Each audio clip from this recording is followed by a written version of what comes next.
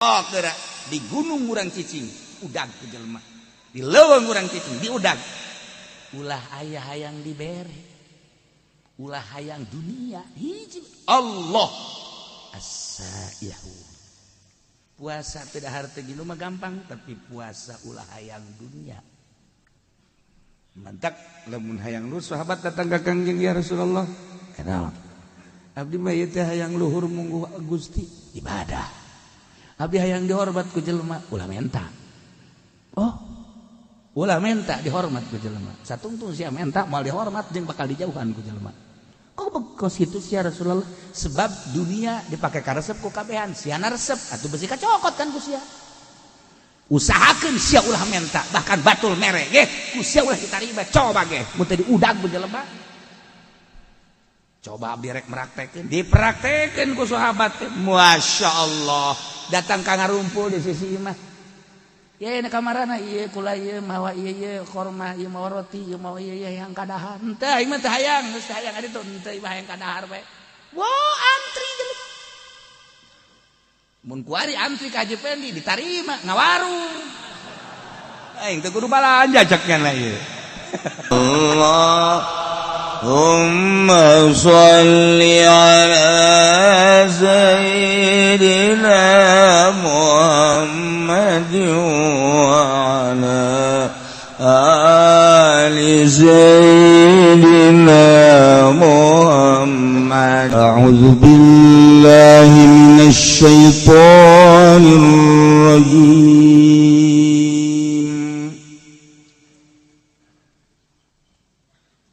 التائبون العابدون الحامدون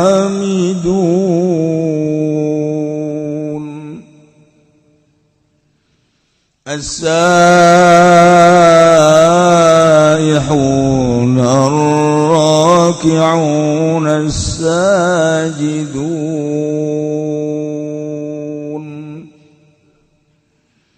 الآمرون بالمعروف والناهون عن المنكر والحافظون لحدود الله وبشر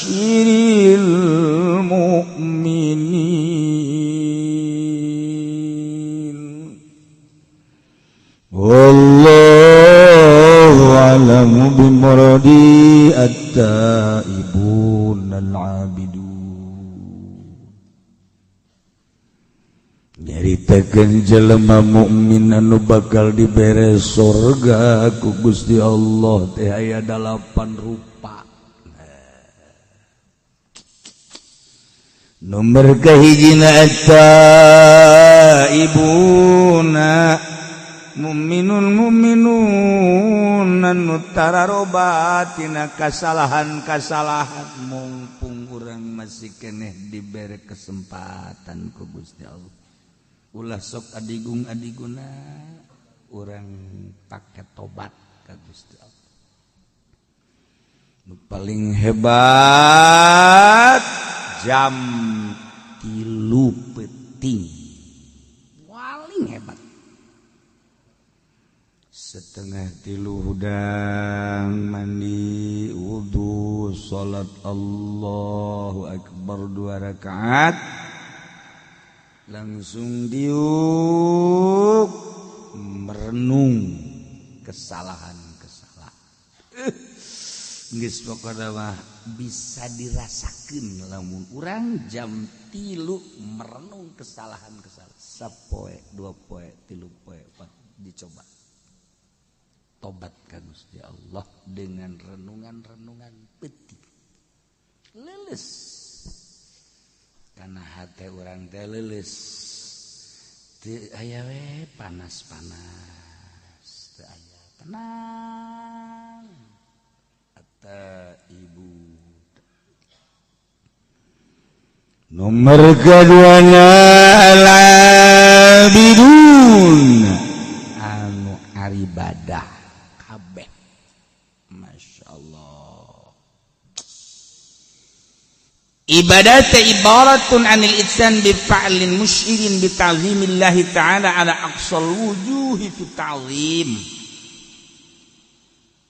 Pelaksanaan ngagawean hiji ibadah ka Gusti Allah, ngagungkeun ka Gusti Allah, ngagungkeunana nu pohara pisan. Ya Allah, ya'nihumul ladzina 'abadullaha fis sarra'i wad dharra, jelema anu nyembah ka Allah dina keur sehat keur gering, ibadah ka Allah, keur sugih keur susah, beurang jeung peuting. Qaumun akhadhu min abdanihim fi lailihim wa naharihim, beurang jeung peutingna teh ibadah we ka Gusti Allah. Dina hate teh boga pikiran kieu,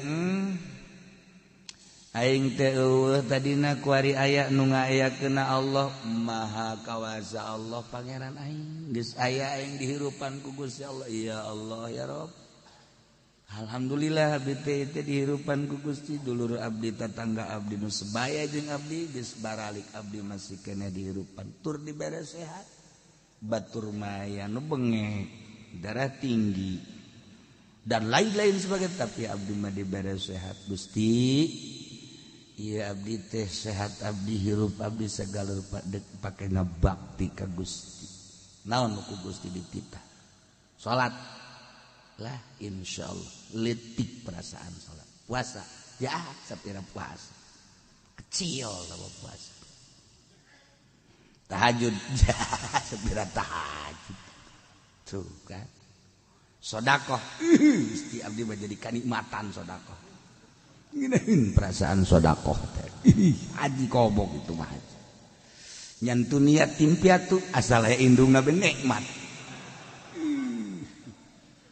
Fakir miskin. Tah ibadah ka Gusti Allah nyaan. Eueuh nu di dalam naon perintah Allah, salat siap.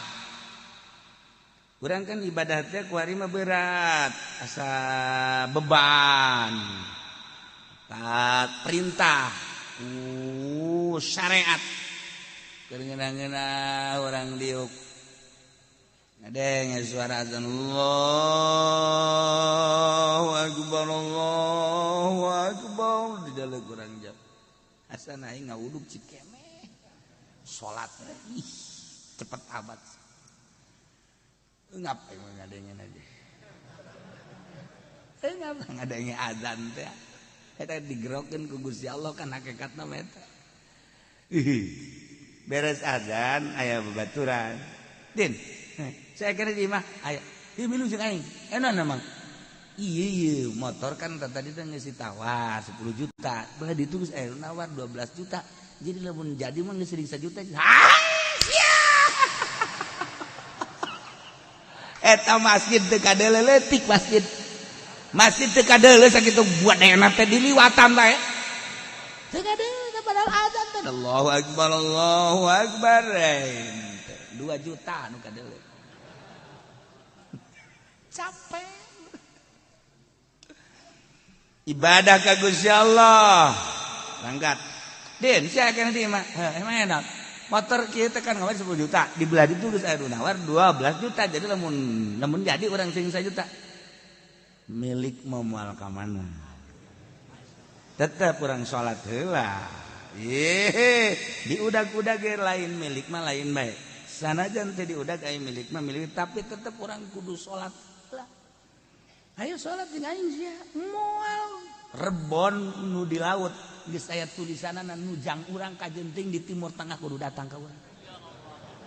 Teri nu di lautan Cina geus aya tulisanana di huluna bakal di dahar ku urang kudu datang ka jeung kumaha carana bae. Yes, sia kudu boga kayakinan aing ngaji panunggal minggu ka Cilongok.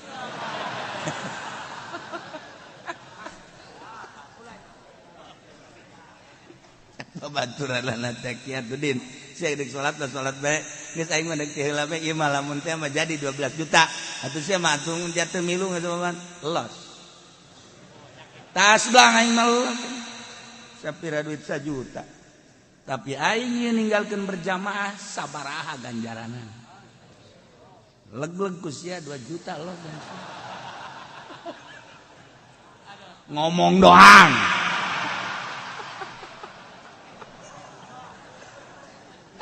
hese ya Allah udah kabengbat bae ke dunia kabengbat bae ya Allah ya Rabb eta mah tarolah keuntungan aya tah mah hasilna ieu lain Allahu akbar Allahu akbar Allahu akbar Allahu akbar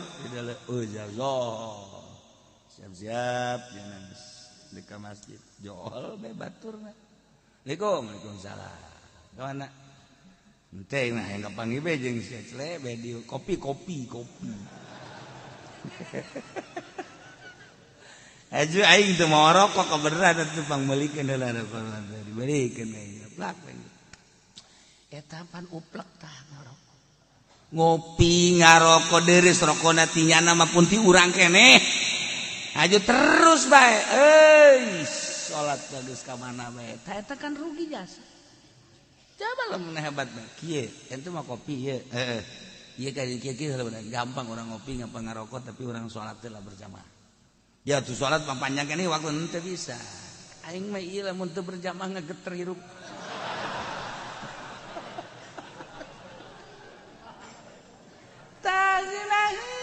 Bagus gitu ya Allah ya Rabbi Gusti Al-abiduna nomor kedua nu ibadah ka Gusti Allah berangjeng peting sarra wa dharra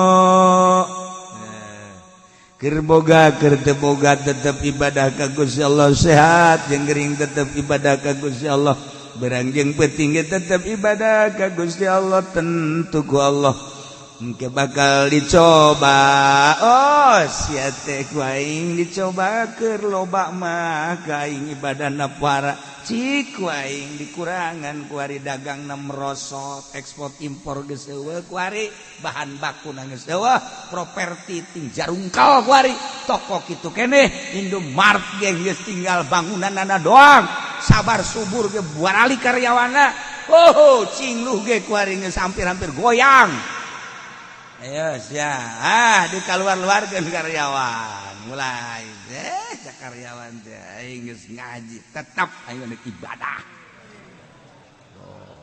waduh mantep kamari aing loba duit ibadah coba ku Gusti Allah tak jadi bere kokocoran duit nah tetep Allahu akbar malah jadi imam gua ini sekali jadi imam atau aing kegiatan nih pabrik henteu dagang henteu aing gas aing mah beh ganjaran aing gede jadi imam si akur tapi itu akur mah moal aing si akur hayu bacaan aing geus sadengekeun mun bener atuh aing silakeun jadi imam mun teu bener aing makmum ka sia bersih tak buraknya kan aya jelema yang jadi imam bae mun sliding ku batur jadi imam ieu mimbar geus dikontrak ku aing satungtung aing aya awas ya teu meunang sangalengka ka di awas ya ambo aduh aki-aki goblok tuh al-abidun gering urang setik tetep bae paksakeun Allah biasa sahanu nyaho gering eta anu terus maot aju urang salat bae kan mantep ya Allah dua alhamidun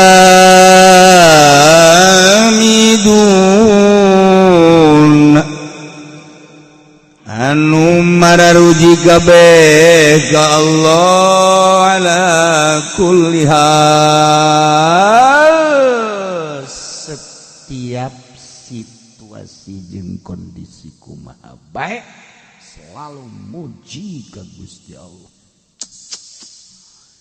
jelema anu muji ka Gusti Allah dek teu muji ku atuh ndek teu muji kumaha sebenarnya mah ka Gusti Allah urang teh eueuh kaya nang Allah ya Allah ya Rabb alhamdulillah diayakeun geus aya di hirupan Gusti alhamdulillah abdi teh diurus ku Gusti sanggeus diurus urang sehat alhamdulillah dibere sehat geus sehat teh pan karasa kuari dahareun nu amis karasa amis nu asin karasa asin pahit karasa pahit peuheur karasa peuheur eta kan ngaranna sehat bokos kitu teh Gusti alhamdulillah alhamdulillah peuting karasa peuting beurang karasa beurang pan kadang-kadang jelema teh sehat bah beurang teu karasa beurang peuting teu karasa peuting teh sehat ngaranna ieu mah sehat alhamdulillah muji ka Allah ya Allah ya Rabb ketika orang dibere gering sales mah masih muji alhamdulillah lah sapira sales mah batur mah lumpuh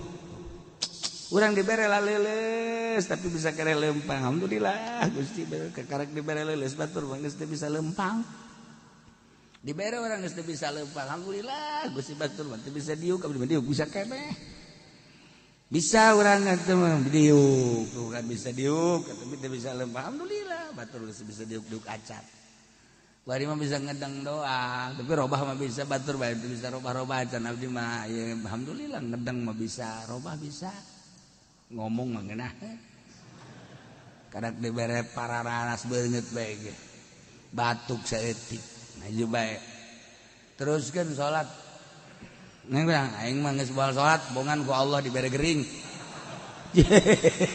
Gusti Allah tolol teh budak ku aing nyoba ka sia muji terus ka Gusti Allah alhamdulillah لأن الله أخبر عن أهل الجنة بأنهم يحمدون الله تعالى sebab Allah ngabejaan ka urang kabehan tentang ahli surga bahwa ahli surga teh maruji selalu ka Gusti Allah dina Al-Qur'an dijelaskan wa akhiru da'wahum anil hamdulillahi rabbil alamin selalu maca alhamdulillahi rabbil alamin wa akhiru da'wahum tung undanganana ucapanana ahli surga alhamdulillahi rabbil alamin takkan jeung nabi kana nabi idza ataahu al-amru yasruhu qala alhamdulillahilladzi bi ni'matihi tatimmus shalihat idza ataahu al-amru bi kurhi qala alhamdulillahi ala kulli hal lamun kangjeng kadatangan perkara nu ngabungahkeun macana alhamdulillah bi ni'matihi tatimmus shalihat tapi lamun nilai hiji perkara kadatangan hiji perkara pika embungeun macana alhamdulillahi ala kulli hal ya Allah ya Rabb masyaallah tuh ya awwalu man yud'a ilal jannah yaumal qiyamah alladzina yahmiduna Allah ala kulli hal fis-sarra'i wad-dharra pangheulana jelema anu disambut anu digerokeun anu diprioritaskeun ilal jannah ka surga yaumal qiyamah jaga di poe kiamat alladzina yahmiduna Allah ala kulli hal jelema-jelema anu maruji ka Allah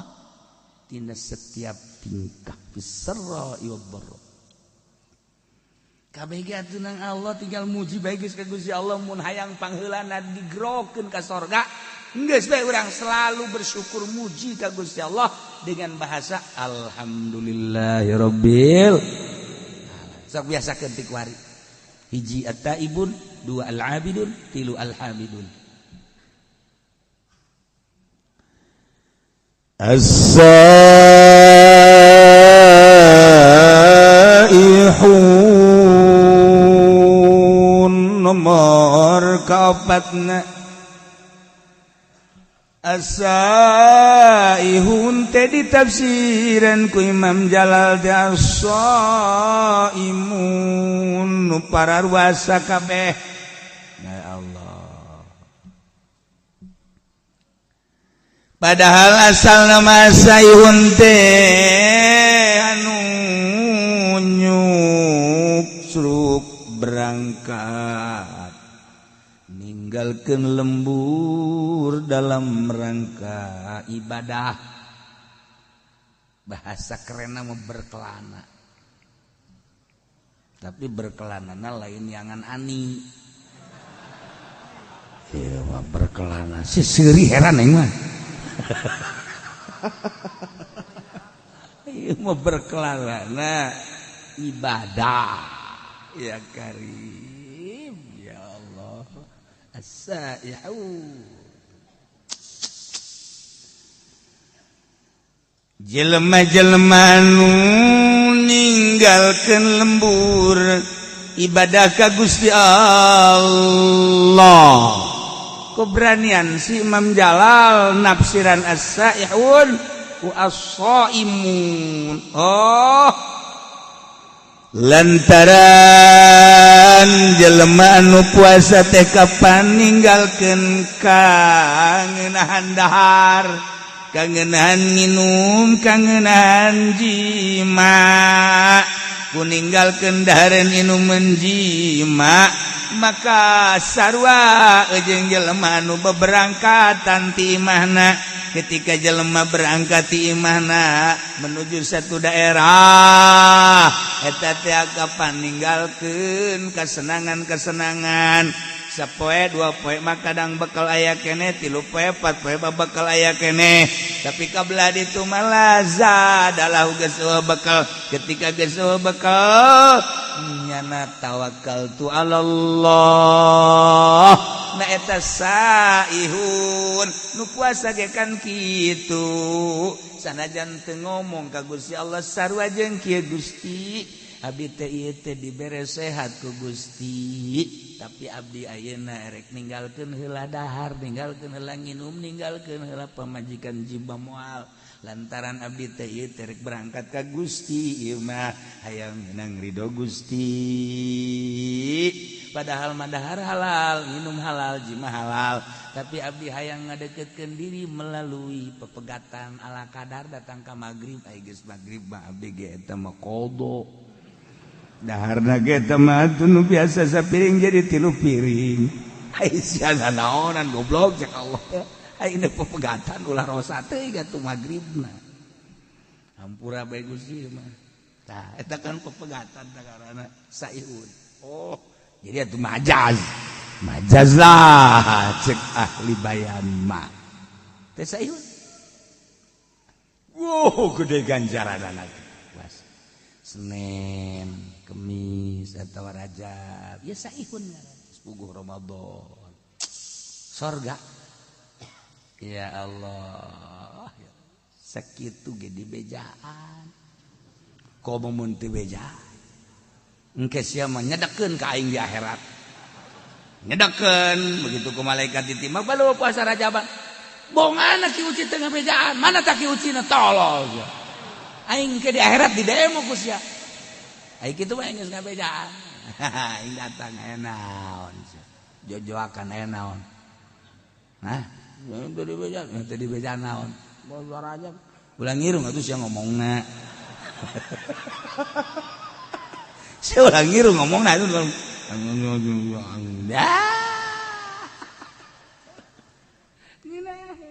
Aing malah nyedekeun ka sia. As-saihun, ya Allah, ya Rabb. Ya, nomor kahiji as-saimun, tapi wakil cek sakalma. Iya dina hadis ya hatu ummati as-saum tadi. Atawa talabatul ilmi, jelema nu neangan ilmu agama eta adalah saihun, ninggalkeun lemburna ti Belaraja, ti Cisoka, ti SPT, SPT teh Sepatan, ti Bogor, ya dikurokeun.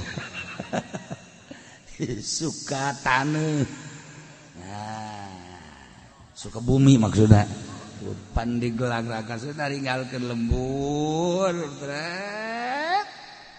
ngaji neangan ilmu Allah saihun surga.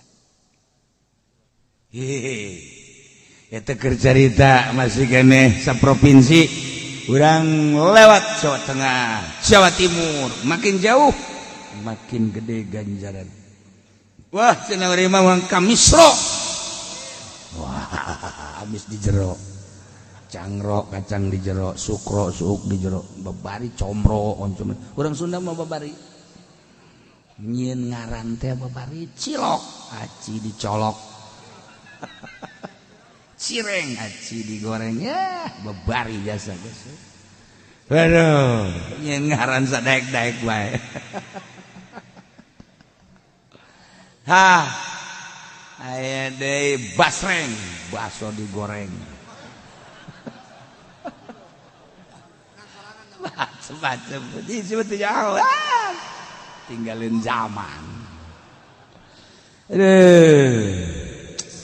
Tah, saihun teh talabatul ilmi santri-santrian. Sebab yantaqiluna min baladin ila baladin fi talabihi. Katilu saihun teh al-guzat al-mujahiduna fi sabilillah. Jelema perang ngaluhurkeun agama Allah. Masya Allah. Saihun. Kangjeng Nabi idzam tana minal ukli wal syurbi wal wiqai wasadda ala nafsi abwaba syahawatin fatahat alaihi abwabul hikmah wa tajallat lahu anwaru alimil alamil jalal. Saihun teh jelema-jelema anu pararuasa ninggalkeun dahar nginum jima hayang menang ridho Allah, berarti jadi pepegatan jeung kalazatan dunia.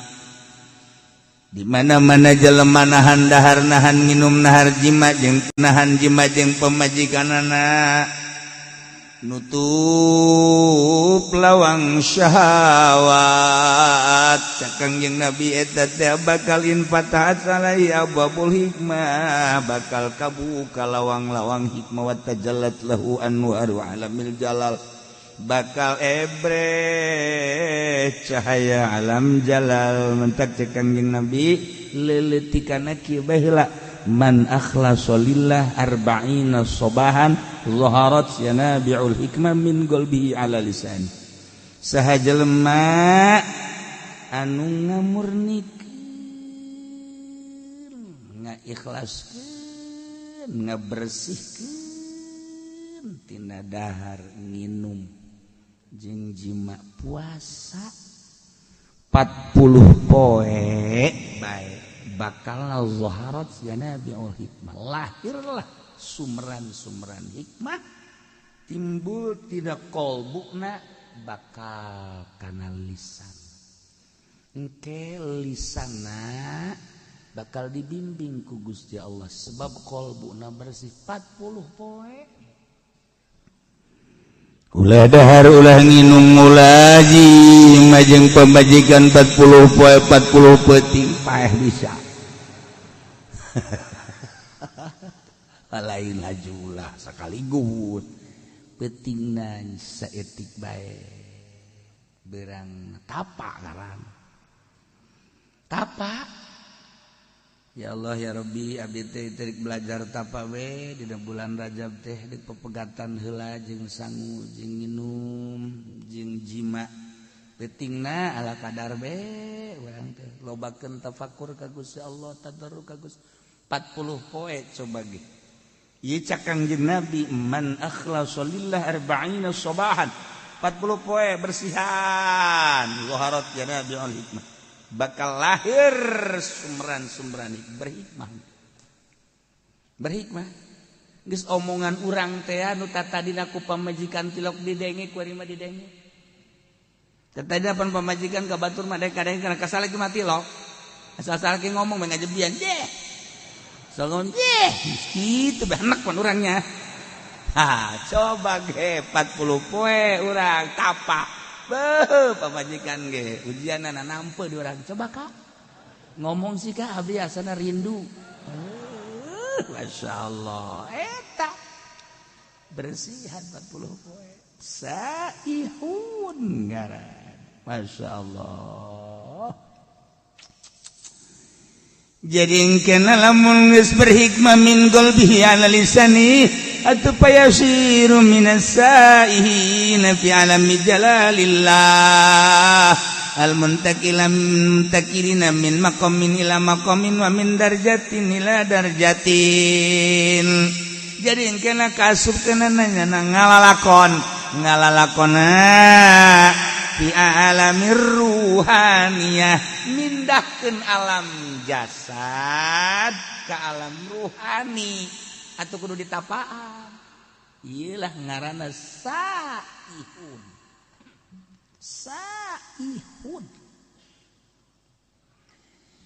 Di Bani Israel baheula teh aya hiji perguruan di mana-mana asup kadinya guru ruhani. Kita puasa tapang ngaranna riyadhah 40 poe 40 peti. Lanjut kuari ge masih bala di Israel di Bani Israel.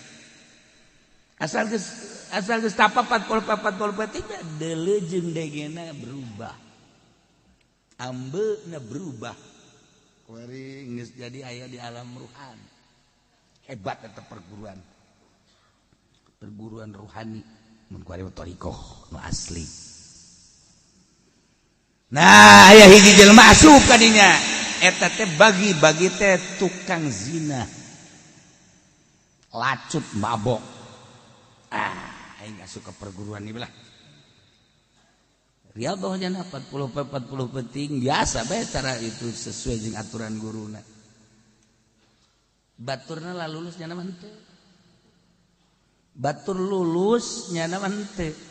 Dedeulean batur geus beda, dedengean geus beda, perasaan geus beda, nyana mah tetep bae ngabaged. Laporan ka guruna, cenah Kangjeng Nabi, man akhlasa lillah 40 subahan yuharat yana biul hikmah min qalbi ala lisan. Kula geus kurang kumaha cek cenah ieu. Nges ninggalkeun lembur, ninggalkeun dahar, ninggalkeun nginum, ninggalkeun jima. Tapi kok batur lalu lulus kula henteu? Mana ucapan kangjeng? Bow, nungtutnya na. Cek guruna tenang. Dipandian ku guruna. Pandian doa. Bareng guru. Bareng sia. Bareng. Doakeun ku guru. Di mana ieu sih kasalahanana menta ka Gusti Allah ya Rabb. Ieu budak teh hayang bener tapi ieu geus diriyadhahan 40 teu penting masih keneh di mana kasalahanana. Dibere ilham ternyata orangnya anak jadah, anak zina, bahkan indungna masih zina keneh. Jadi gangguanana ti indung. Gangguanana ti indung. Langsung didatangan ku guruna. Nyai. Wah, order ya geus. Siapa tuh nyokan pakai sorban meureun, anggap order bae. Kecuali si eta elos. Aduh, yaksi. Ai bangsana babeurnya. Lu datang teh pajadeuk order. Naon ieu kalengitan anak leungit cek kana anak kugu. Waduh tukang neangan order eta. Lain masalah gitu. Bi anak aya di pesantren kula. Di pesantren. Sanunita teh budak pondok. Aing mah teu sudi teu ridho. Oh paingan. Tuh kan? Jadi ieu budak teu nepi-nepi teh eueuh ridho ti indung. Iya cek manehanana ieu anu jadi cikal bakal ngalanjutkeun perjuangan naon lah pokoknya perjuangan maksudnya perjuangan naon bisnis non migas. Oh ya anak kula horeng pesantren paigan kumpul teh angan nu bae. Tah mah ridokeun bae nya binya ridokeun anak geus pesantren di imah di ditu bahkan geus 40 bener leungit geus 40 poe.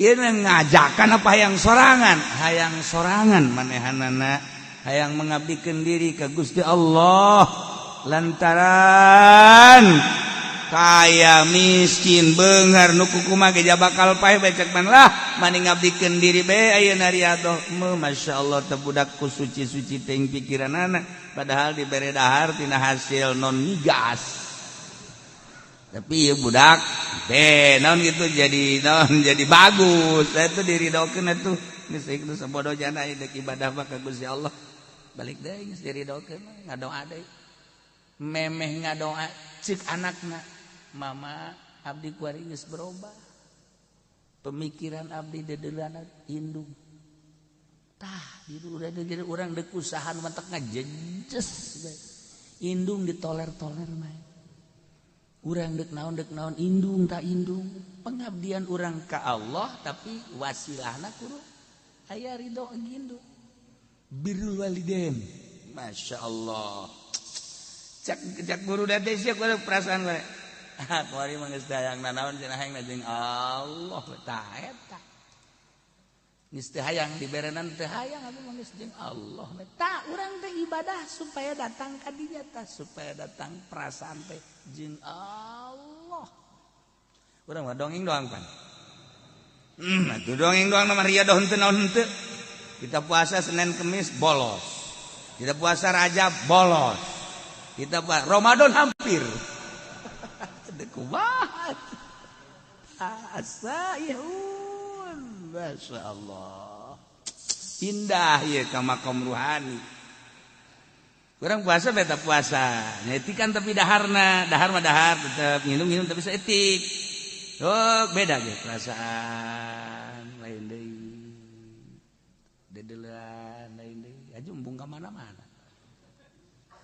embung ka mana-mana sayhud tuh kan ya kari Lailah jelema mukmin anu bakal dibubungah ku surga 8 nomor kahiji at-taibun nomor kadua al-abidun nomor katilu al-hamidun nomor kaopat al-as-saihun jelema nu pararuasa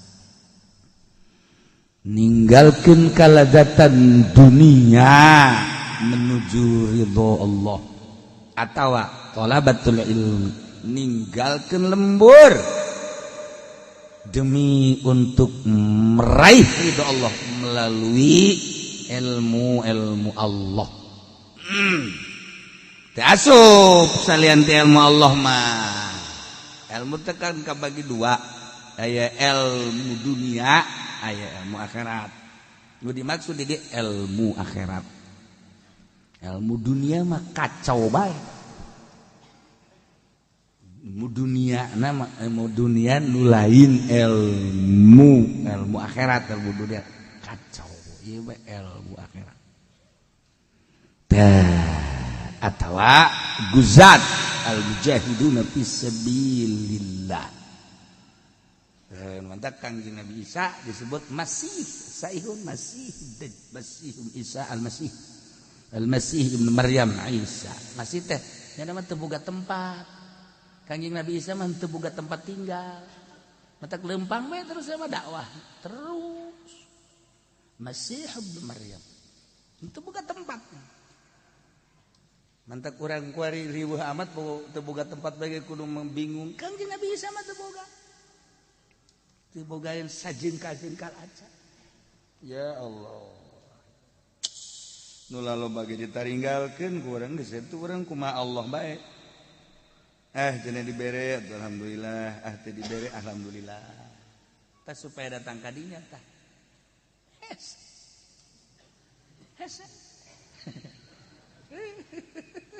karena bala lener tuh budak jasana aing mah teu pernah ngawakafkeun eta ka masjid. Kok pajar wakaf bae. Ieu tuh bapak kolot wakaf. Atuh kunaon teu bebeja ka aing ka bapak kolot jigo. Kahayang aing bapak kolot ngawakafkeun teu bebeja ka aing. Geus aing masjid dijual. Masya Allah, kayak lain nambahan wakaf, pendahan ngejual wakaf.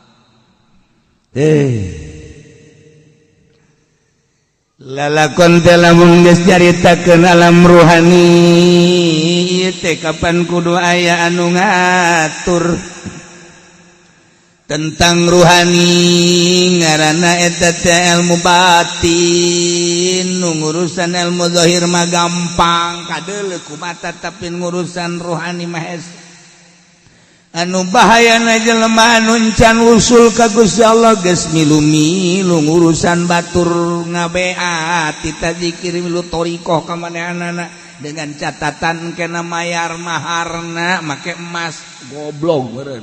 Ruhani sih make mahar. Hikmat mah kos kitu bae. Eta loba murid, engke teh abeh loba murid, aya loba murid bapan alhamdulillah balum mere. Salah.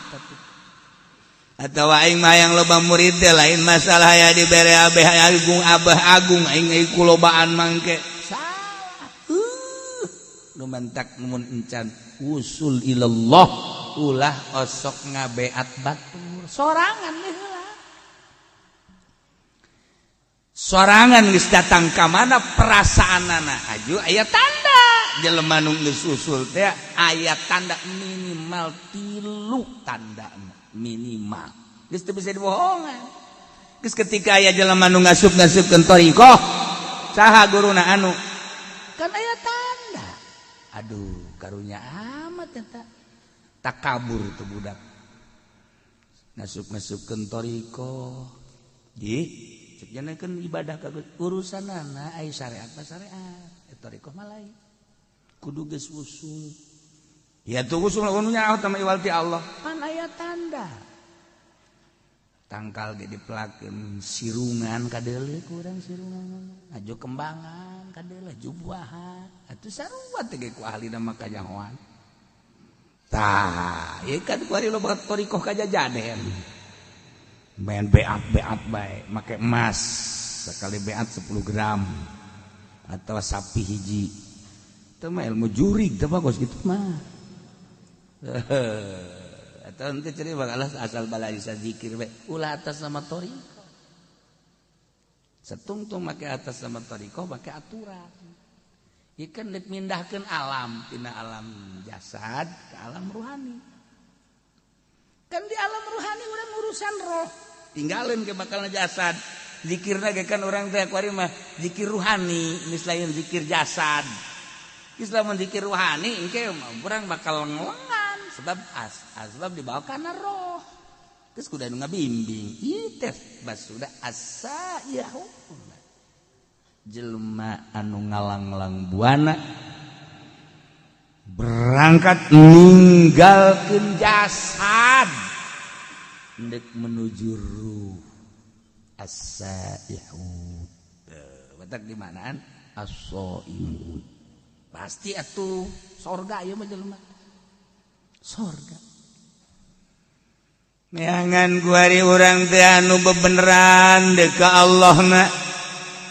Anu lalampahanana teh lillahi ta'ala. Di lembur urang teh angan kiai namun salat nulillahi ta'ala, alamun ngazakat lillahi ta'ala. Kiai eta lamun ngaji embungeun dibayar nya nama tilok make turga target. Lamun make turga target eta mah lain kiai nu kitu mah ngaranna ronggeng. Mun aya kiai make target tukos kitu ngaranna ronggeng kiai hijikeun jeung sinden Karawang. Saipun mah lain kitu lillahi ta'ala. Oh, salaman ipis teu kudu usada mah lillahi ta'ala ditarima ge paling 10.000. Barang mung kandel mah teu kudu. Ente. Ulah ente.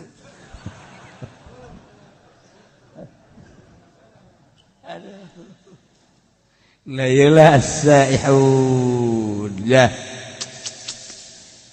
Eueuh di urang perkumpulan halqah. Riungan thariqah eueuh. Kuduna makan aya babacaanna khusus, tujuanna khusus nu ngabimbingna khusus. Cara ashabus supah geus ulah hayang nanaon.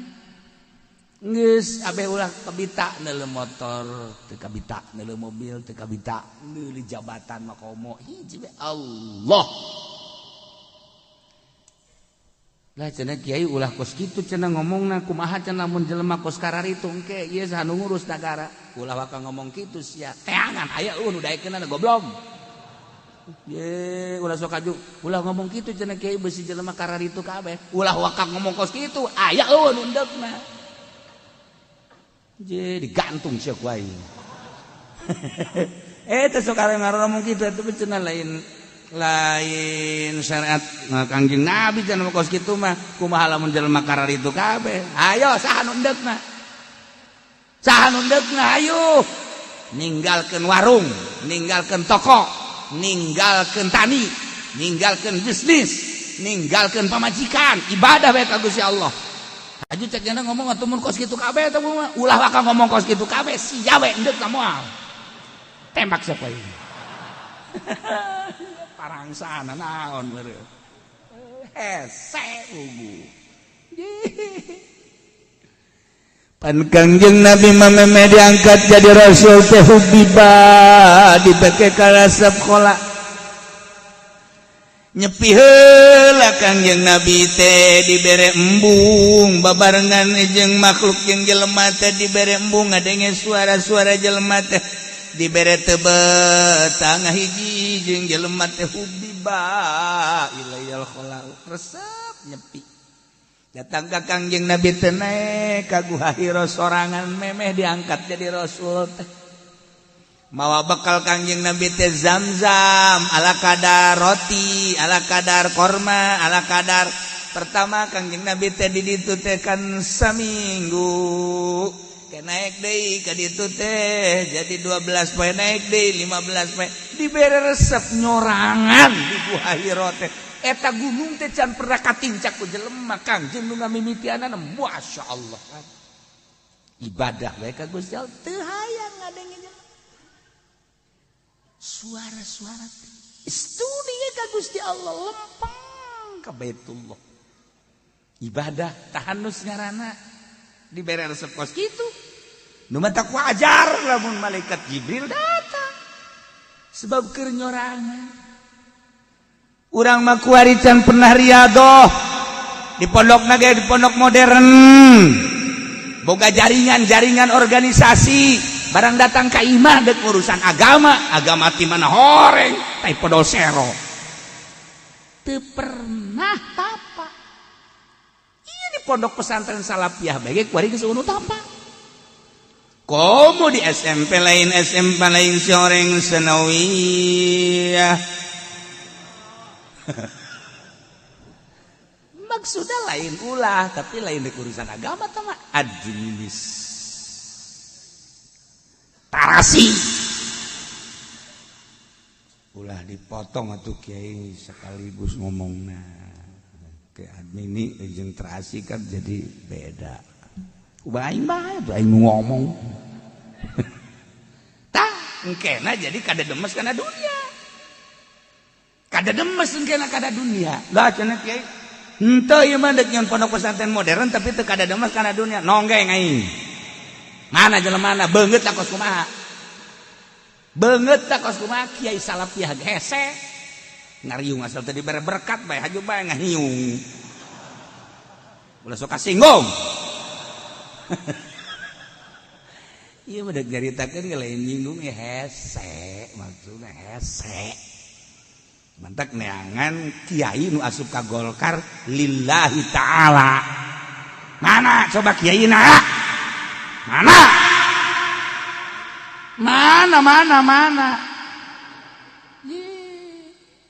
sia asal teu ikhlas atuh mal beres Maksudnya ulah lain, ulah berarti hese, itu kelihatan hese. Atau mangga bae eta mah. Ente cenah nu di NU mah ikhlas. Mana bangetna? Banget mah ikhlas kumaha emang. Lain ge. Ente cenah nu di HTI mah. Ieu mah dina di huruf dah. Maksudna kumaha kieu kudu riyadhah heula geus beres hasil riyadhah ket teu hayang kana dunya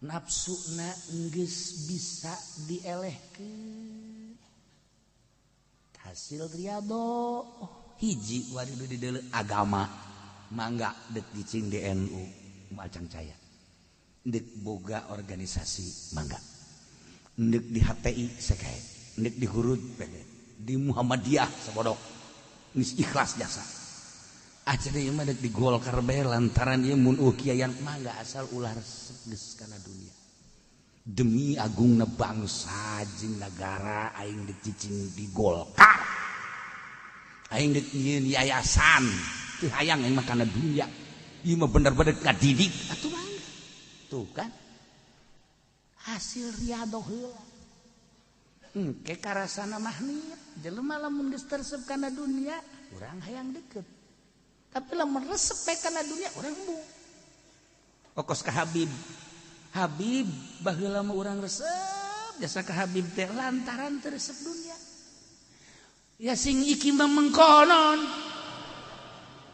nah kan ka kiai deh ka kiai ka guru kaguru baheula makan di ajeng-ajeng mama sumping kuari mah itu guru datang deui karena ke minggu kamari ku geus datang deui bejakeun aing eueuh kitu geus teu hayang kapake jeung guru goblok ulah disalahkeun habibna ulah disalahkeun kiaina nu disalahkeun kepribadianana cinta dunia ajakan ngaji ku kabehan nongkrong sapeker dulur ayo orang ngararaji teu hareangeun masyarakat kunaon lain deuk ngaji di benak hatina hayang dibere di benak hatina hayang meuli ban setipan pun siang hooh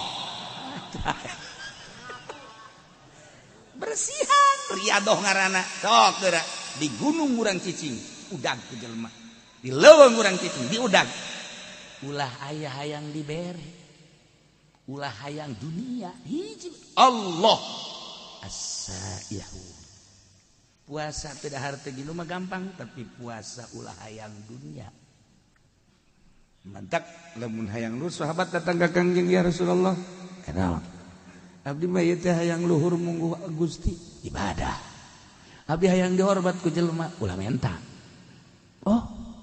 ulah menta dihormat ku jelema satungtung sia menta moal dihormat jeung bakal dijauhan ku jelema kok kitu sia Rasulullah sebab dunia dipake karesep ku kabehan siana resep atuh besi kacokot kan ku sia usahakeun sia ulah menta bahkan batul mere ge ku sia ulah ditarima coba ge mun teh diudag ku jelema coba abdi rek meraktekeun dipraktekeun ku sahabat teh masyaallah datang ka ngarumpul di sisi imah ya ini kamarana iya kula iya mawa iya korma iya mawa roti iya mawa iya yang kadahar entah iya teh hayang geus teh hayang aditu entah iya hayang kadahar bae wow antri jelema mun kuari antri ka Haji Pendi ditarima ngawarung aing teh kudu balanja ceknya lah ieu sakit tolol di teh mah rokok diberean dijual roti diberean dijual kabeh dijual nah ceknya ieu teh kudu modal emang dek tolol mah gampang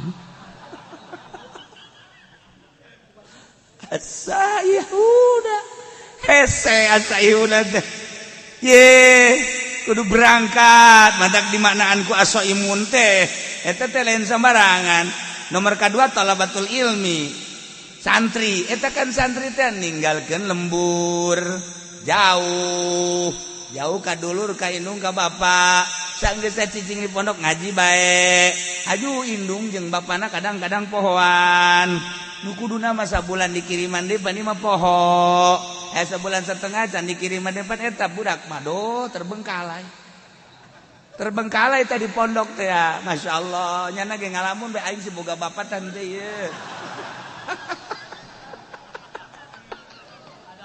aduh ya Allah ya Rabbi aja budak lah balik bae mah jadi dikiriman balik Waalaikum ngomong saji jasia balik ieu aja nanaonan sia balik tuh lain disambut nanaonan Bang kuduna makan mikir heuh aing telat ye ieu mah lain nanaonan sia balik ye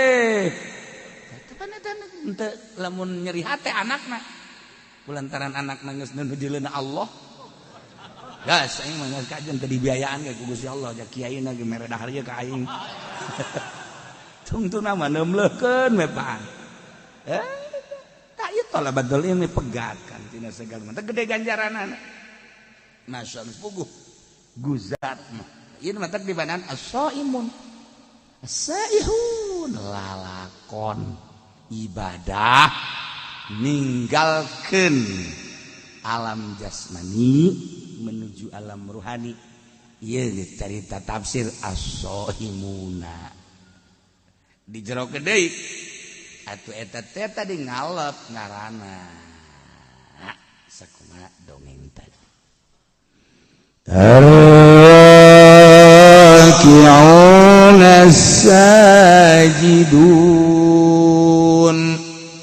anu raruku kabeh jeung nu sarujud al musallun tegasna nu sarolat raki'un jeung sajidun teh teh kinaya kana salat sebab hiji ibadah anu dirukuan kecuali salat hiji ibadah anu disujudan kecuali salat dimimitian kunang tung dah nangtung mamasi keneh loba anu nyaruan tapi ketika ruku jeung sujud mah geus nu mantak nu dimaksud nama rakiun sajidun teh salat tapi nu diomongkeun nama rakiun sajidun teh jeung qaimuna sebab qaimun mah aya anu ngakuran tapi ruku jeung sujud mah teu aya nah nu bakal dibubungah ku sorga mukminun teh anu ar-raki'una sajidun sarolat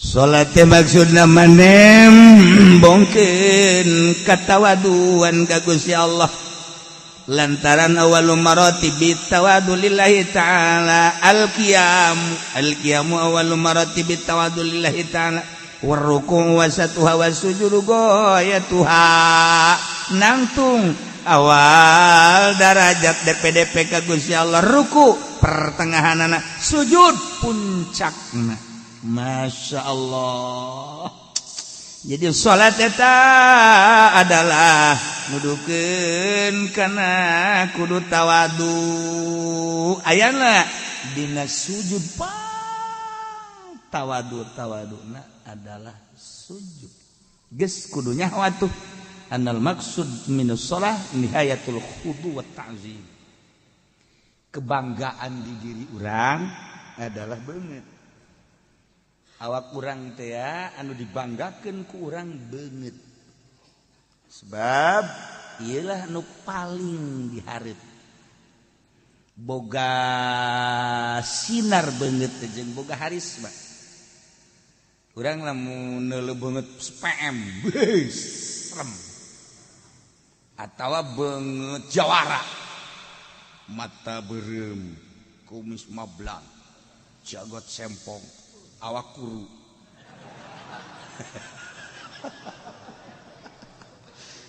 ceking teh eta kan urang sieun namun kuru jasa lamun lintuh jasa eta sieun tapi lo biasa mah awak kan teh sieun mah kuru jasa tapi kumis gede sieun urang ieu jelema normal teh sieun morfinis sieun tah iya ya jadi kebanggaan beungeut eta jadi kebanggaan jelema pang takabur teh jelema nu teu daek sujud sebab ieu lah teu daek diantelkeun kana taneuh saat si kasep saat si ganteng saat si geulis saat si hebat tetapi manehanana daek wudu kemudian salat Allahu akbar diperhatikan kan ku Gusti Allah nangtung awal maratibit tawadu rukunya na masyaallah begitu sujud beungeut nu sakitu dimumule jeung mulyana tapi dia diantelkeun kana tanah nu mentak panghebat-hebat nama orang lamun salat di kamar nu hebatna langsung antelkeunana kana tanah di masjid eueuh pan kuari mah taneuh eueuh kuari mah marmer sakitu di marmeran kita teh kusu heueuh urang make samping pang bagusna pamer teh urang kita mah tamer urang tamer nyana pamer urang mah tamer nyana mah pamer pamere maksudna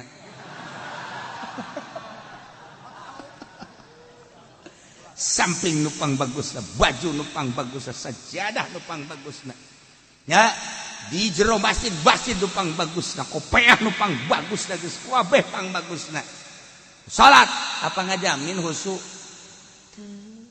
kolbuna can dibersihan mah lain terletak pada pakaian pada kolbu pakaian mandek bagus dek kumaha engke kolbuna geus bersih mah ngeunaheun ieu kolbuna supaya nyebut Allahu akbar teh hiji Allahu akbar Allah maha agung supaya datang urang ka Allah maha agung salat urang teh ya bener-bener tawadu jadi berarti beneran salatna aya sahabatna Rasulullah salat hayang bener sih kumaha ti mimiti wuduna nu bener cak Kangjeng wuduna heula nu bener lamun wuduna bener salat teh bakal bener tu wuduna ge teu bener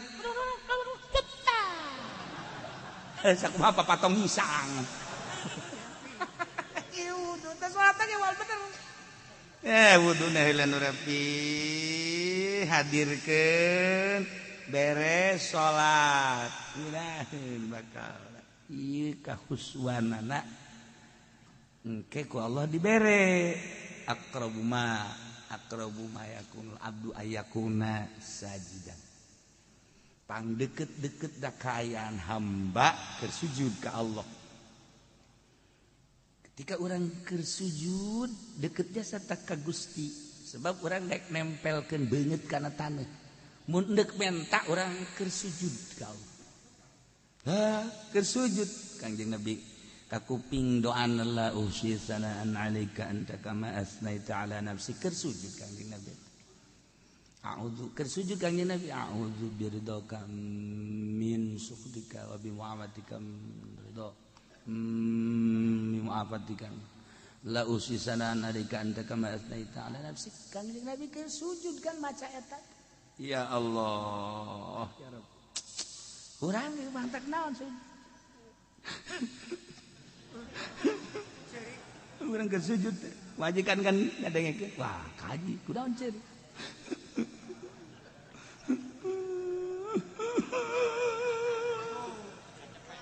majikan ge bagtara milu nya ge milu ceri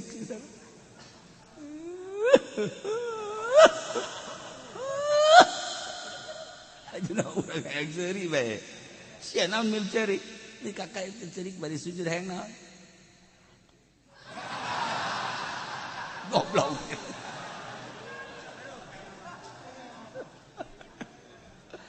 peta keur sujud urang naon kabutuh urang masyaallah ar-raki'un as-sajidun salat beungeut tu sakieu mulyana dimumule ku urang tapi daek dipake sujud geus sorga iyalah ar-raki'un as-sajidun masyaallah al-amiruna bil ma'ruf wan nahuna 'anil munkar urang nu nyaritakeun salat nya ieu keur carita bae heulana Sayyidina Abu Bakar Siddiq radhiyallahu salatna 2 rakaat nya nama penting sholli sunat tahajud rakaatin Allahu akbar 2 rakaat doang ngan saquran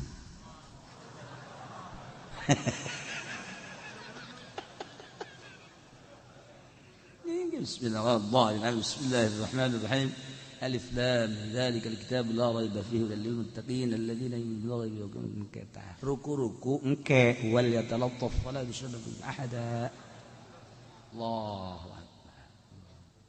Rakaat kedua wal yatalattaf datang ke qul a'udzu birabbin nas. Sayyidina Abu Bakar Siddiq radhiyallahu anhu. Sayyidina Umar salatna sarua 2 rakaat saquran. Sayyidina Utsman mah sarakaat saquran. Jadi 2 rakaat teh 2 Quran. Ulah loba omong anu sejennya. Ieu mah urang asa urang nyaho bae mah heulanannya. Ulah loba omong. Eungap kadengena. Lu bentak Sayyidina Utsman mah gelarna ge Zinnurain. Zinnurain teh ngabogaan 2 cahaya sebab nikahna ka putri Kangjeng 2 diborong Sayyidina Utsman.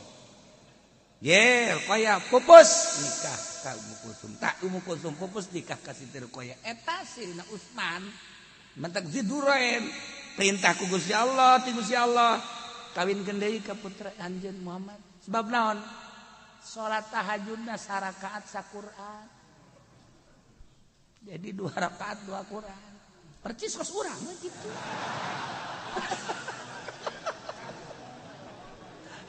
Murigak bulu ngadengena. Ya Allah ya Rabb Zinnurain. Masyaallah karim. Hei, saya cerita kerana. Tuh sarua Sayyidina Ali ge kos kitu badak. Khulafaur Rasyidin kumaha nandinganana. Ye. Ese ngomongkeun anak urang. Insyaallah karim. Kabelah dina dihitung ku urang, dihitung pembacaan. Lamun hayang tamat teh hayang tamat coba. Kurang dikejar. Lamun urang sajuz seperempat menit. Seperempat jam. Berarti kan sajam sabaraha? Iya. Dalam sekolah teu naik bareng budaknya. Kunaon kadinya jawabanana. Inditkeun pod.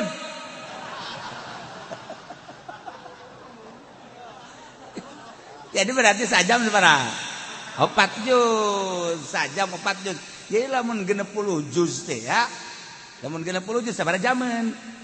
Eta keur dikejar ku urang teh saparapat jam.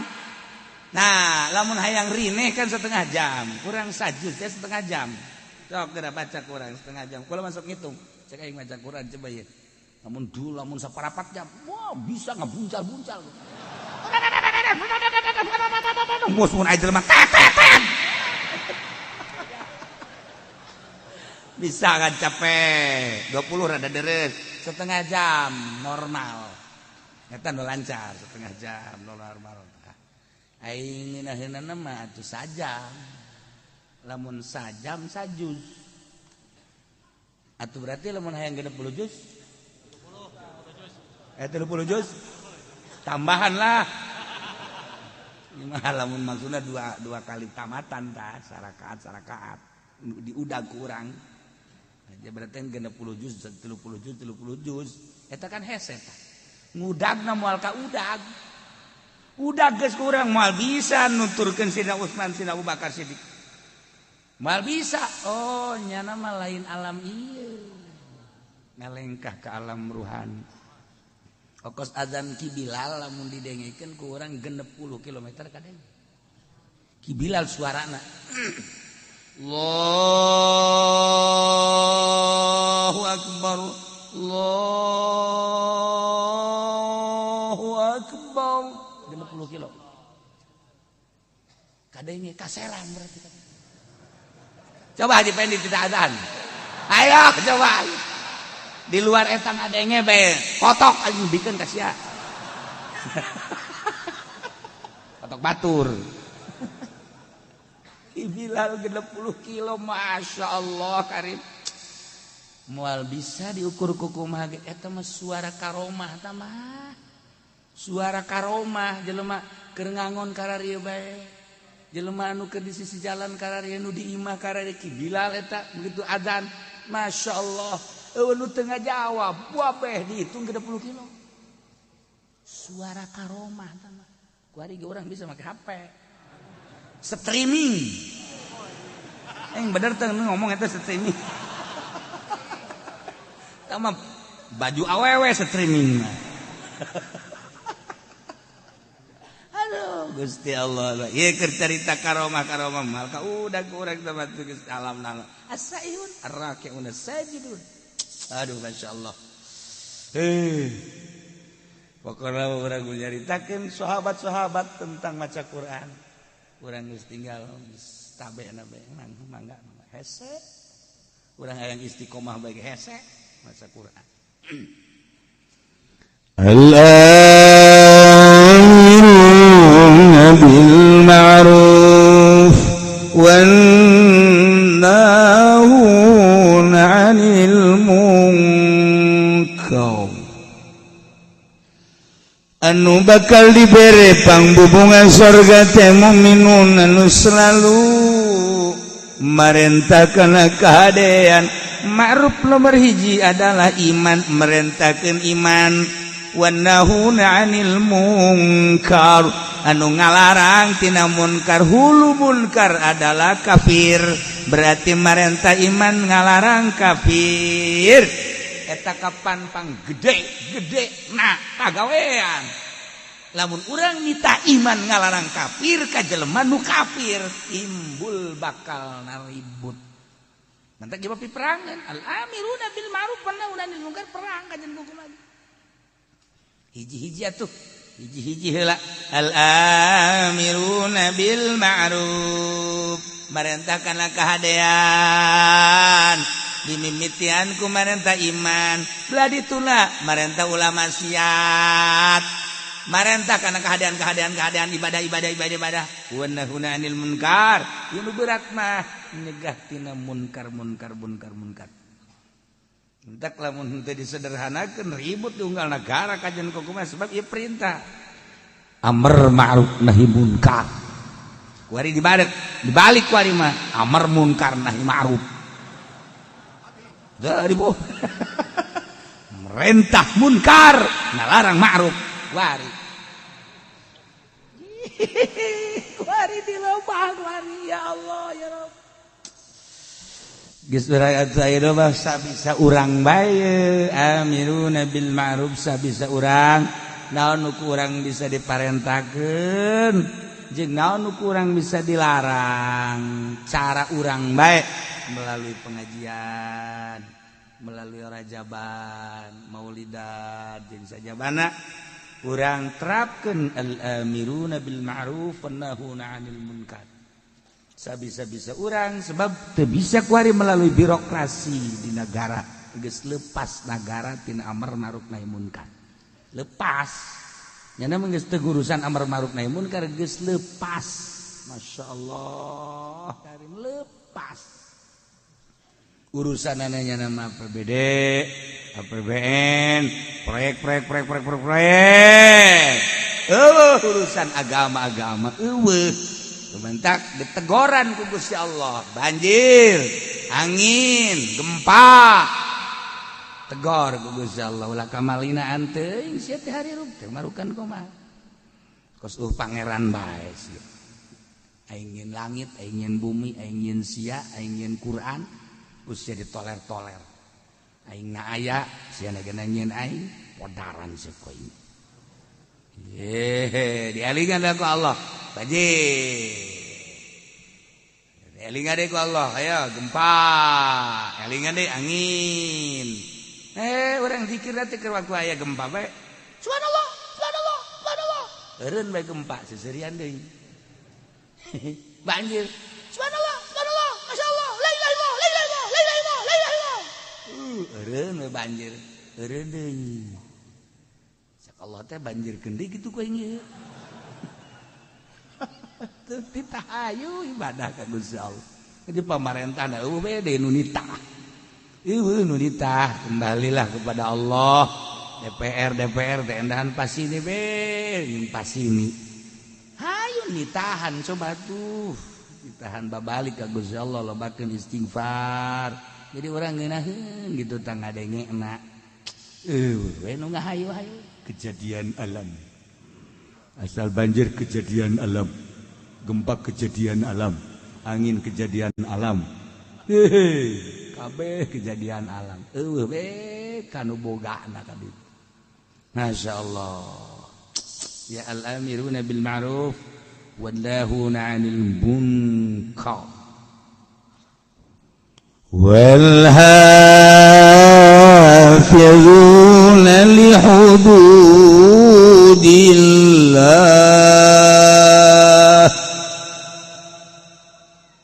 Jeung jelema-jelema nu ngaraksa kana batasan Gusti Allah. Maksudna batasan teh li akamihi, tegasna manu ngajagaan kana hukum-hukum Allah bil amali biha ku ngamalkeun kana hukum-hukum Allah. Mun hayang nyaho gede na hukum sapotong ayat ieu. Wal hafizuna li hududillah. Sapotong ayat eta teh sakitu tah nyaho bakal gedena. Bakal gede dah hukum Allah. Emang kumaha? Nu ngajagaan kana hukum Allah. Hukum Allah teh disebut taklif. Ari taklif teh pamerdih. Pamerdih teh perintah kabagi dua, aya ibadah disebut ubudiyah, aya muamalah. Ibadah ya ieu teh urusanana patalina jeung salat. Jeung beatuh engke dina fikih babus salat. Jeung nu patali kana salat wuduna, jeung patali kana syaratna, jeung patali jeung pembatalanana. Ieulah hafizuna li hududillah. Hita sholat, engke sholat lagi aya fardu, aya nu sunnah, aya nu makruh, aya nu haram. Oh, iya hafizuna li hududillah. Puasa, bagian ibadah puasa. Iya kan puasa tah, geus naon teh hartina puasa. Kemudian puasa nu farduna nu mana, puasa nu sunnahna nu mana, aturan-aturan puasana kumaha dibuat bae ke babus saum. Hafizuna li hududillah. Salat, puasa, zakat, sarua. Dijieun kana fikih babuz zakat. Haji, babul haji. Ya Allah ya Rabb, ieu wal hafizuna li hududillah jadilah bagian ubudiyah. Dijieun bab-bab. Ieu menang nyokot tidak hafizuna li hududillah aya bab salat. Jeung nu ta'alluq kana salat, bab puasa jeung nu ta'alluq kana puasa, bab zakat jeung nu ta'alluq kana zakat, bab haji jeung nu ta'alluq kana haji. Ya Karim. Wal hafizuna li hududillah. Sebab li ahkam. Kuari bagian muamalat. Bagian muamalat eta aya anu patali, jeung usul asolah, jeung anu gair asolah.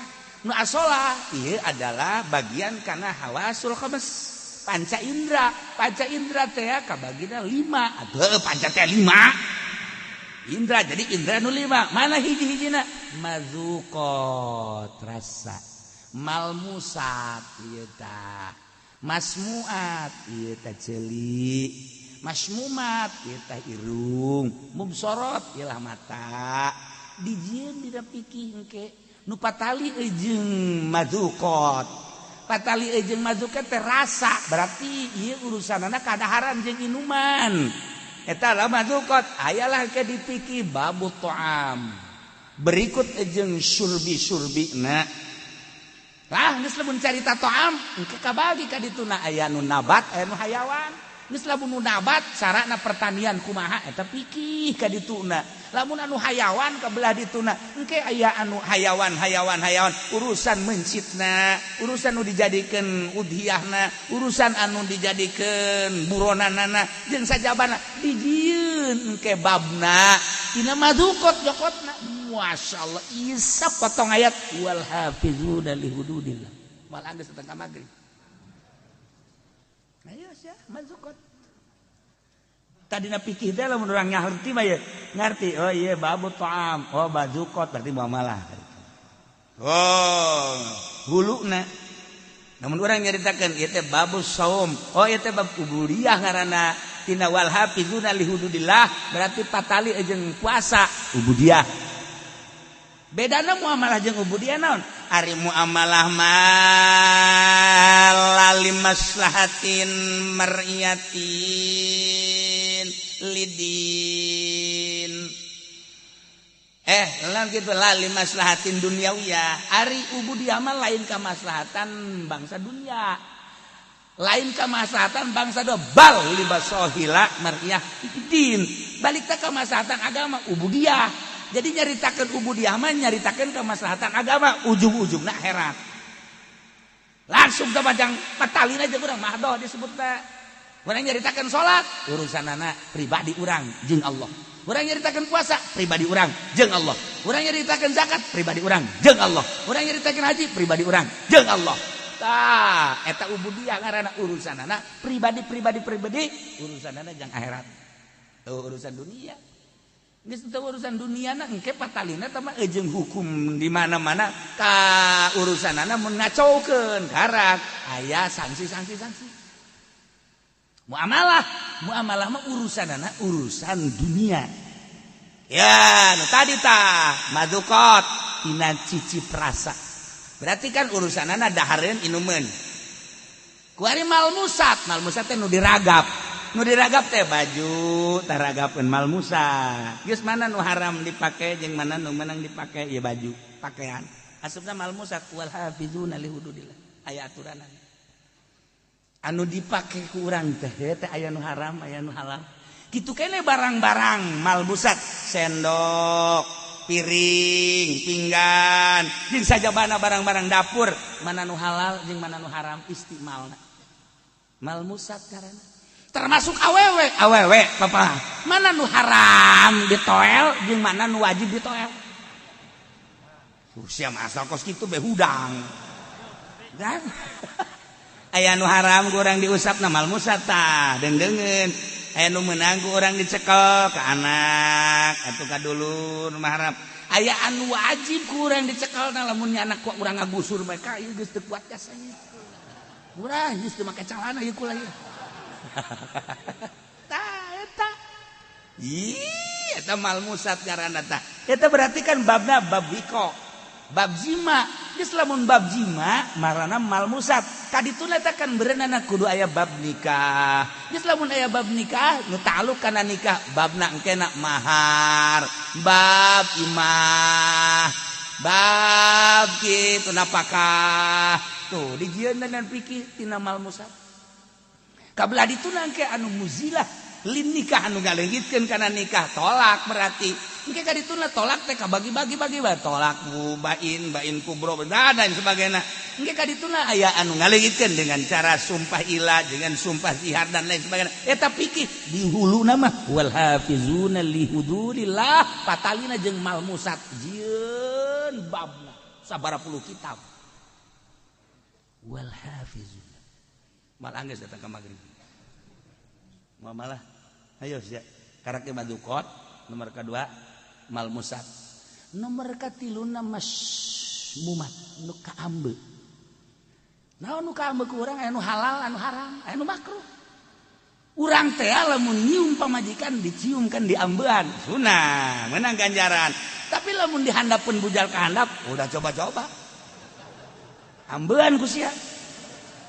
Buka diamban eleh kebodongkol mah tah ieu bas kumaha teh aturan-aturanana dibere dijieun babna dina fikih ya karim doh madzuqat malmusat kemudian ayeuna mah masmumat kuari masmuat nu kadenge ku ceuli mana nu menang didenge cek pikih mana nu haram didenge mana nu makruh didenge kitu keneh mubsorot mana nu menang dideuleu mana anu haram dideuleu mana anu makruh dideuleu geus diatur dina fikih ieu sakadar wal hafizuna li hududillah eta keur katali jeung asolah ku hari patali jeung tabaiyah teh urusan muamalah ngan bangsa tabai. Nah ieu teh urusanana aya anu hak milik kejadina aya anu luar milik aya anu jadi milik ya, dengan sendirina aya anu wajib jadi ngamilik kudu jadi sabab kudu jadi naon kitu ngaranna dibere aya dan lain diatur jadi milik ku sebab jual beli B ngaranna dijieun engke dina fikih babul bae kabelah dituna B teh aya bae bil ain wa ain bil ain benda jeung benda aya anu daen bil ain aya anu ain bidaen aya anu daen bidaen nu mana nu meunang jeung nu teu meunang geus diatur napi ngajual daen bidaen hutang kana hutang teu sah ngajual kuari urusanana ain bidaen bizimah kredit anu dua harga teu sah geus diatur ku agama wal hafizuna li hududillah geus diatur kabelah dituna engke aya anu urusanana rohnu urusanana ijalah urusanana babu amalah milik anu ngabistikeun kana jadi milik ieu urusanana waris tina waris ke jadi tina ahli waris ke jadi hibat jadi wasiat yang sajabana di dieu bab ieu tina wal hafizuna li hududillah masyaallah karim. Nah, kabelah dieuna aya hak, gonimah, fae dan lain sebagainya. Ta eta teh kakarage kaasupkeun kana jalbil manafi. Sedengkeun kabelah dituna daril mafasid. Dua hukum teh lamun teh jalbil masoleh, daril mafasid. Urang carita keur jalbil masoleh sakitu panjangna. Sabaraha puluh kitab, sabaraha ratus jilid. Bab-bab lah bae tadi tangges pohara tah. Namun ku urang diatur rinci sedemikian rupa bakal nyaho urang panyokotanana ieu ti dieu panyokotanana ieu ti dieu engke urang milihan kitab ieu mah kieu ngomentar kitab ieu mah ngomentar kieu ngomentar kita aya huluna wal hafizuna li hududillah ya Allah engke anu daf'il madar nah daf'il madar teh urusanana aya anu hifdzul nasal, hifdzul mal, hifdzul ansab, hifdzul ukul. Ieu daf'il madar teu meunang dirusak harta. Berarti kudu hifdzul amwal, cara ngajaga harta dijieun ku urang aturan-aturanana. Kemudian ansab turunan, hifdzul ansab, nasab berarti kan kudu dijaga ku urang ketika urang tengah jaga turunan kena sanksi tuh kan andai kata urang ngarusak harta cara ngarusak harta aya nu iklan anu kopiah keur iklan jelas-jelasan berarti kan maling lamun anu sasamaran berarti kan nyopet kan aya aturanana iya karim geus lamun ayeuna jelas-jelasan kumaha hukumna dina fikih nah sarikoh ngaranna lamun ayeuna sasamaran eta ngaranna copet kosi eta copet ngaranna ada atuh aya aturan-aturanna eta tidak hifdzul amwal ajalah hifdzul abdan badan urang teh kapan kudu dijaga diriksa ketika dirusak berarti kan kena sangsina aya anu ngarusak awak sagalbang awak kullin nafsin berarti kan sawak sabeuleug geujeur berarti kan di dituna teh aya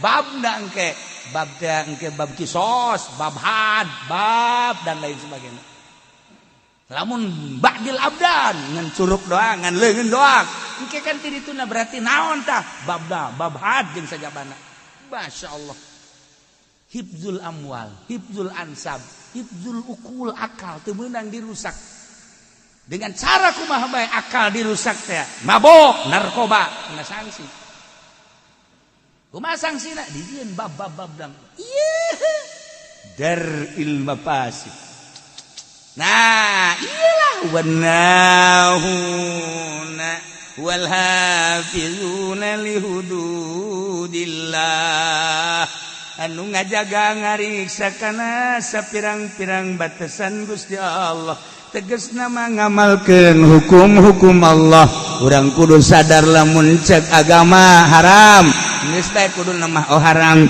lamun cek agama halal kudu nemah halal saeukeun sanakeun ku urang oh iya mah makruh hayu tina ubudiyah tina muamalah engkeuna dijadikeun bae 5 opat geus ubudiyah tina muamalah munakahat jinayat jeung jinayah opat jadi ngajikan kajonteun ka luar negeri kajonteun ka mana bae nyaritakeun fikih mah hulu nangan opat doang hiji ubudiyah nomor kedua muamalah nomor katilu munakahat nomor kaopat jinayat ieu dan dina ayat teh ieu wal hafizuna li hududillah sakitu doang geus talar ieu teu bisa kabeh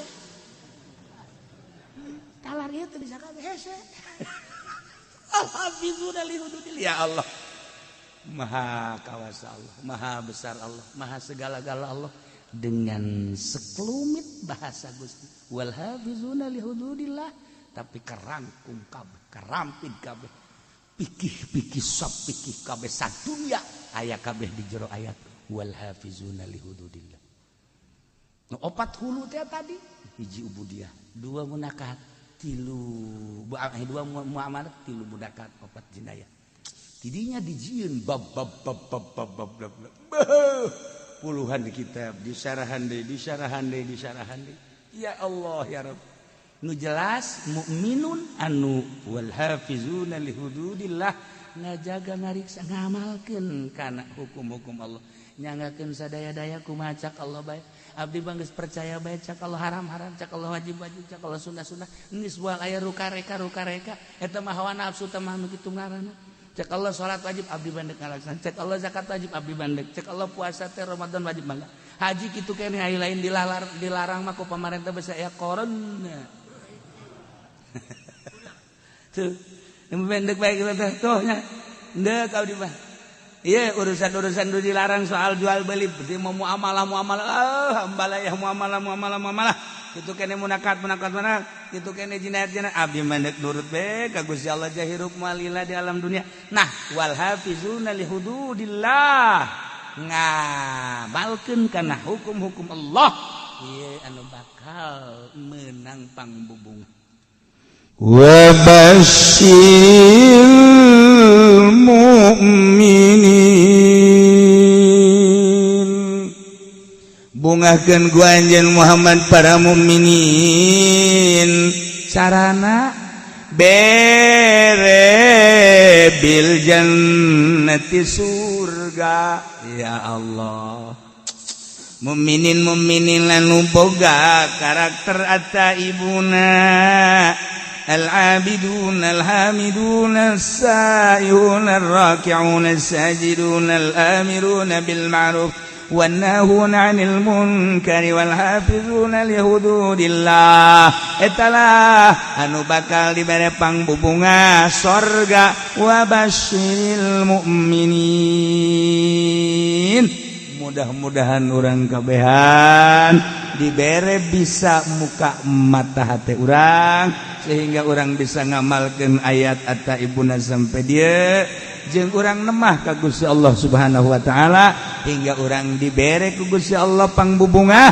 urang kabehan bakal dibere sorga kabeh asup ka sorga kabeh berangkat menuju sorga babarengan jeung guru-guru urang jeung pemimpin-pemimpin urang dihuluan ku Kangjeng Nabi Muhammad sallallahu alaihi wasallam Allahumma shalli wa sallim ala sayyidina